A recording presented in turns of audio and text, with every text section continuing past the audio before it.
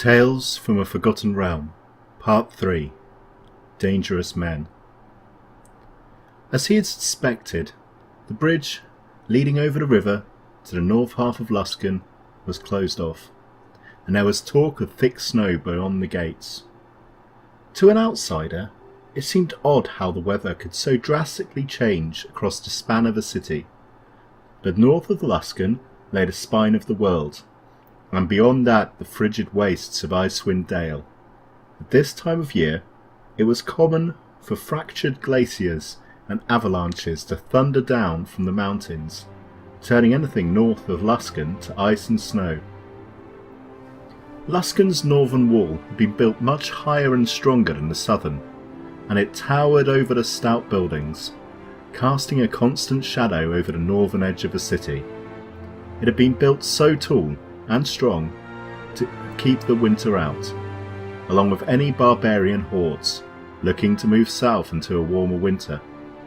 Snow and ice tended to pile higher than a man on the other side of that wall at this time of year, Noah knew, so the gates and the roads north remained shut. This is why he and Myth needed a ship. The rich gang leaders that ran Luskan took over the north of the city during the winter and closed the bridges. They saw no reason to let the general populace through, as they couldn't charge them for crossing out of a city as they did with the merchants during the summer months. The bridges over the wide mouth of the River Murar remained closed and under heavy guard. This meant that the only port available was the rough southern port, reserved for criminals and outlanders.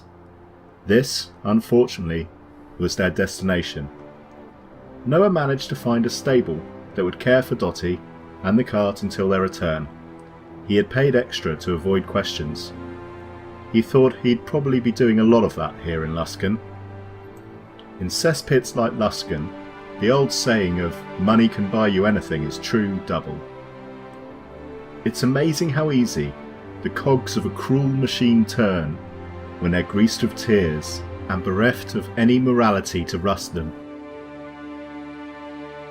After inquiring at a couple of seedy dockside taverns and greasing a few palms with silver, Noah and Myth were pointed towards a small, wicked-looking schooner with black sails.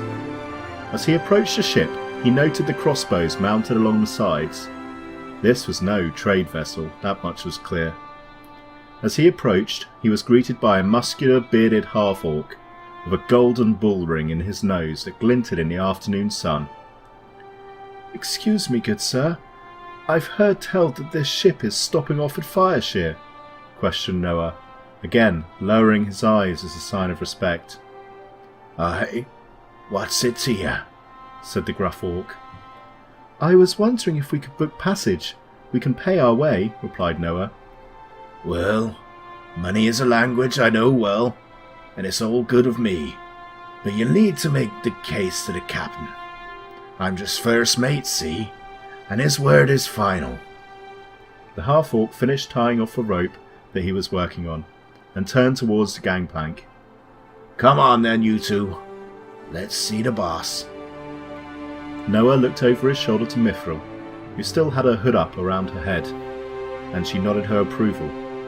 So the two followed the orc up the gangplank onto the deck of a ship. The crew were a mixed bunch, and all were swabbing the deck, tying off ropes, or seeing to other jobs around the ship. One old fellow with a peg leg was singing to himself softly in a corner. Leaning against a wheel was another half-orc, this one with piercing white eyes and a long flowing ponytail. He was bare-chested even in this harsh cold. He nodded to the other half-orc with respect as he boarded the deck. A young lad, no older than maybe 20 with a scruffy beard, ran past the first mate and was grabbed by the scruff of the shirt. "Jake, go and let the captain know we have potential guests." The boy let out a swift "Aye, sir," and ran off to the aft of the ship, to what Noah assumed was the captain's quarters. He knocked on a door and then entered, closing it behind him. They waited on deck for what seemed like an age, but must have been only minutes, before the young lad came back through the door. He nodded his head to the waiting first mate and ran off below deck somewhere. "The captain be out in a moment to see ya. He likes to greet guests all personal-like. The orc smiled, revealing several golden teeth. He's a people person, is Captain. The door to the cabin slammed open on cue. The crew all made an extra effort to look busy. A man stepped out of the darkness behind the door into the light. The captain was not a large man physically, but his presence was gigantic. He wore a dusty brown leather tricorn hat that held no feather.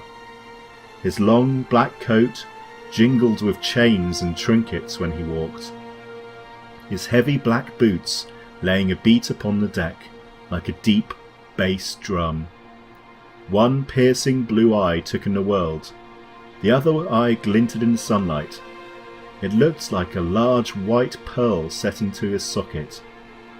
Noah guessed that this man's one good eye had seen more than most men would see in 2 lifetimes. The single good eye lolled round, taking in the ship, the water, the crew, and then finally came to rest on Noah. As the eye met his gaze, Noah felt an involuntary cold shiver run down his spine. The man took 2 steps forward, his coat jangling, his boots thumping on the deck. You needn't hide here, elf. If ye can pull an oar and haul a rope, you're welcome here, said the captain to Noah, his deep voice like gravel over tar. That goes for the dragonborn too. Noah tried to hide the surprise on his face and failed. He looked over to Myth. Her hood was still covering her face. His helm was still covering his ears, he knew. He looked back to the captain. How did you know? The man tapped his glass eye with his nail. It's all in the eyes. Mithril lowered her hood slowly and pulled down her scarf. Some of the crew looked at her, shrugged, and then carried on working. They were an odd-bunched crew. Noah could swear he'd seen a drow working the rigging. Myth's red scales glinted slightly in the afternoon sun as she pulled down the hood. I once read a poem about dragons long ago, said the old pirate. Dragons black with acid burn, dragons green do twist and turn, dragons white with ice do freeze, but dragons red rule all of these. He nodded to himself and chuckled, and then turned to walk towards the open door of his cabin, and shouted over his shoulder, Welcome aboard the Dark Knight, your majesty. Just remember, I rule here. The words were punctuated by the door creaking shut behind him. Noah was about to ask Mithril about what the captain had said, but seeing the expression on her face, he swallowed the words before they left his mouth. That is the most dangerous man I have ever met, and I have met many dangerous men, she said. Her words strained and scared. Noah nodded and looked around the boat and the crew. Well, we'll have to do. No other ships are heading our way, he replied. Myth removed the mittens off her clawed hands. She was noticeably shaking for a moment, then closed her eyes, took a big breath, and steadied her hands. Okay, let's just keep our heads down and our eyes open.